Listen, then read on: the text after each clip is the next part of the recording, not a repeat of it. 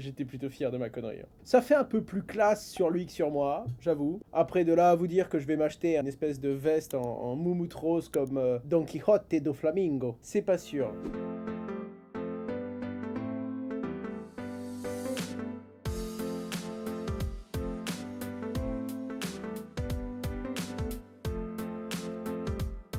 Pourrait vendre des formations avec ses lunettes, je pense. C'est drôle parce que quand il les vendait, il disait lunettes do Flamingo One Piece, également achetées dans le but de réaliser des publicités YouTube en début de vidéo. Généralement, les scripts qui vont avec, c'est tu veux gagner de l'argent sans rien faire et en dormant, alors je vais te montrer comment acheter 45 appartements par minute pendant les 16 prochaines années de ta vie. Ouais, ça ressemble un peu à ça. Je le fais bien, mais j'ai la voix, j'ai tout. Hein. J'aurais dû être scammer, j'ai forqué avant. Comment on peut avoir une private sale, airdrop ou whitelist pour Vivoca afin de permettre à des petits portefeuilles d'investir dans le futur Alexa FR? Alors, deux choses. Premièrement, Vivoca elle-même ne lancera pas de token. Deuxième chose, je n'ai jamais lancé de token avec aucune de mes boîtes parce que ça ne faisait pas sens. Et croyez-moi, avec Myria, on a déjà eu l'idée, avec tous nos projets, on a déjà eu l'idée, tu vois. Mais il y a un truc qui me déplaisait dans le sens du... T'as l'impression que tu fais un token pour faire un token. Quand tu commences à vouloir construire ta crypto-monnaie et que tu réfléchis dans ce sens-là en mode ouais, mais elle va servir à quoi? Eh ben, tu réfléchis dans le mauvais sens. Et c'est pour ça qu'on n'en a jamais lancé. On s'est dit, le jour où ce sera évident, le jour où on aura le besoin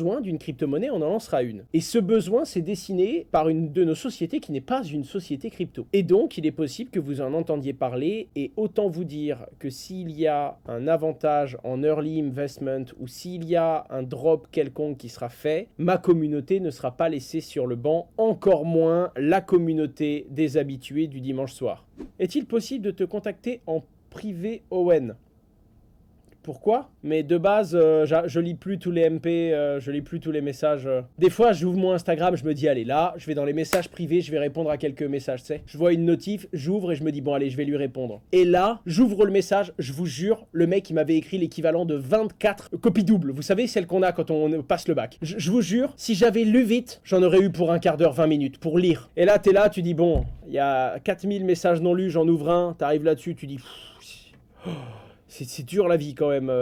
Est-ce que tu as vu l'évolution impressionnante de la supply Ethereum, devenue sacrément déflationniste depuis Chapella? Ouais, j'ai vu ça. C'est-à-dire que après la mise à jour The Merge, il y avait quand même un petit peu d'inflation, c'est-à-dire qu'il y avait plus de nouveaux Ethers créés que d'Ethers supprimés. Mais alors depuis Chapella, déjà qu'on était passé sur une blockchain déflationniste, ce qui prouve l'usage et le nombre de transactions du réseau, car c'est quand le réseau est surchargé qu'il commence à avoir cette déflation. Là, dites-vous qu'on a brûlé l'équivalent de 36 000 Ethers en à peu près 2 semaines. C'est quelque chose de fou quand même, hein, depuis le 17 avril. Donc mathématiquement, l'Ether est très déflationniste. Le truc le plus important, c'est de comparer cette déflation, donc les moins 126 000 Ethers que vous voyez là, avec ce qu'il y aurait eu si on était resté en Proof of Work. Vous savez, l'époque où il y avait des mineurs qui sécurisaient les crypto-monnaies, et là tu te rends compte du délire. Le délire, c'est pas juste qu'il y a moins 120 000 Ethers. Le délire, c'est que normalement, sur l'ancien modèle, on serait à plus 2,5 millions d'Ethers, alors qu'on est à moins 125 000. Ce volte-face de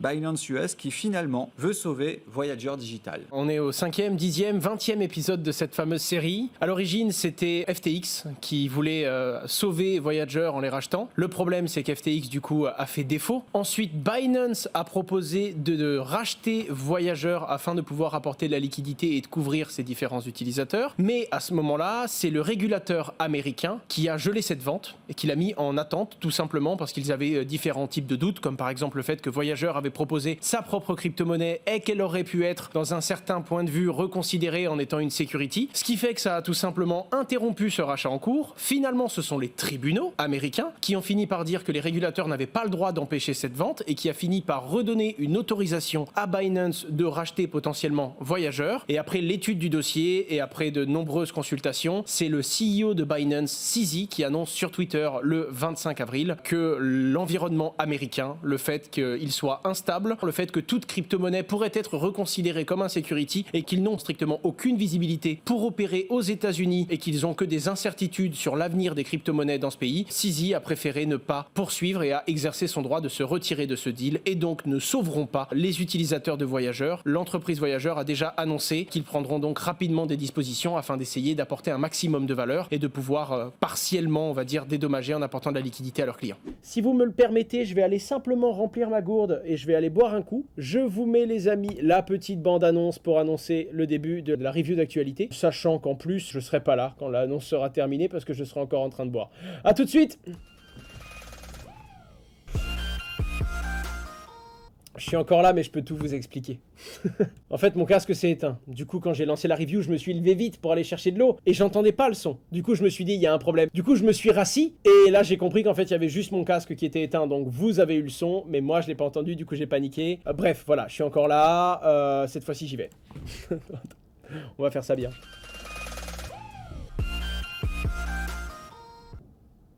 Après Terra Luna, FTX, etc., quelle serait la pire chose qui pourrait arriver au marché crypto? Un bug technique dans la blockchain Bitcoin? Une interdiction d'utiliser l'Ether sur le sol américain parce que considéré comme une security? Ils attaquent et ils font une raid notice sur Vitalik Buterin? Un dépeg de l'USDT et on se rend compte qu'en fait les mecs ils sont partis avec 58 milliards. Ah là globalement, laisse-moi un quart d'heure et je peux te trouver des mauvaises nouvelles. Hein. Plateforme belge qui suspend ses retraits, qui apparemment n'est plus solvable, 145 bitcoins et 1000 Ether. Alors attention, c'est beaucoup d'argent, mais entre guillemets, ça va. Quand je dis ça va, je m'excuse si vous connaissez quelqu'un qui est touché par cette suspension, mais on parle pas d'FTX, c'est ce que je veux vous dire, d'accord? Ça, FTX, c'était 3 retraits pour eux, tu vois. Mais en attendant, ça va faire du bruit et ça va faire du mal à notre écosystème. Pourquoi? Pour 2 raisons. Premièrement, Bit4You était une plateforme qui était utilisée par une moyenne d'âge des clients assez âgés et qui sont pas mal de décideurs. C'est-à-dire que dans une période où il y a plein de décisions politiques au niveau européen et où on définit le cadre, il y a une grosse plateforme belge qui vient de plier le genou. Ça va réellement toucher les Belges. Et dans Belge, vous savez ce qu'il y a? Il y a Bruxelles, il y a frites, mais il y a Bruxelles aussi. Il y a bière aussi, mais il y a surtout Bruxelles. Et Bruxelles, c'est le cœur de la décision européenne quand il y a potentiellement des grosses discussions de régulation. Voilà, c'est un assez gros solde, c'est assez costaud. Pour certains utilisateurs belges, ça va faire mal. Mais en attendant, ça risque de pas aider les décisions sur la régulation à venir à être rationnelle. Le but étant très marqué par des événements récents, de faire dans le sentimental. Tu sais, quand t'as des gens qui commencent à dire « Oui, mais vous vous rendez compte, le petit Benoît que je connais a tout perdu ».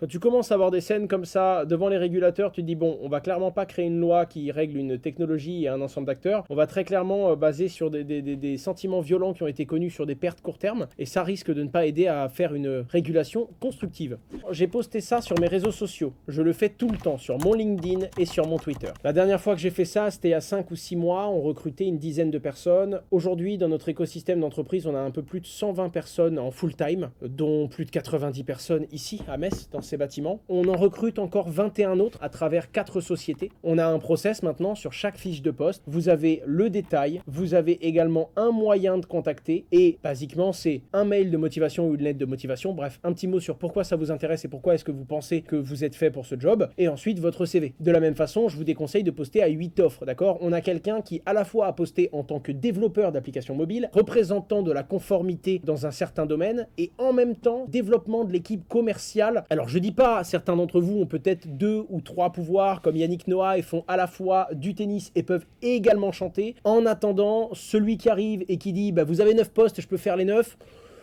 Voilà, je préfère un couteau qui coupe bien qu'un couteau suisse un peu moyen partout. Donc voilà, on recherche quand même des gens qui ont une certaine expérience. Et il est vrai qu'aujourd'hui, on va recruter des profils qui non seulement ont plusieurs années d'expérience, qui en plus de ça ont beaucoup de compétences dans un domaine précis et donc une expertise que l'on n'a pas. C'est pour ça qu'on va les recruter. Et naturellement, vu la période, on est quand même en bear market. Quand on recrute des profils, ça coûte beaucoup d'argent, beaucoup de charges tous les mois. Et donc on essaie de recruter des personnes qui sont vraiment nécessaires et qui vont pousser notre équipe vers l'avant. Et on cherche des personnes qui ont vraiment la dalle. Près d'une personne sur 2 en interne est une personne qui a été recrutée via mes campagnes de communication sur Twitter. Donc on ne recrute pas que des gens qui viennent avec leur gros CV, leur gros truc de toujours, non. On recrute des gens qui ont envie, des gens qui aiment ça, des gens qui s'amusent dans le monde de la crypto-monnaie. Et certains postes sont en présentiel, certains en quasi total distanciel, mais la plupart du temps, c'est quand même à Metz qu'on veut les équipes parce que on est dans le monde de l'argent, je sais que ça plaît pas toujours à tout le monde, mais pour avoir une certaine force, naturellement, il nous faut des gens qui soient relativement présents ici et qui viennent construire et maintenir cette fameuse cohésion d'équipe qu'on a, même si on a beaucoup de profils qui font 2-3 jours par semaine en télétravail pour des raisons X ou Y. C'est parti, 6, 5, 4, 3, 2, 1. Bon week-end à tous. Je vous aime, ciao ciao. J'ai encore relancé le truc.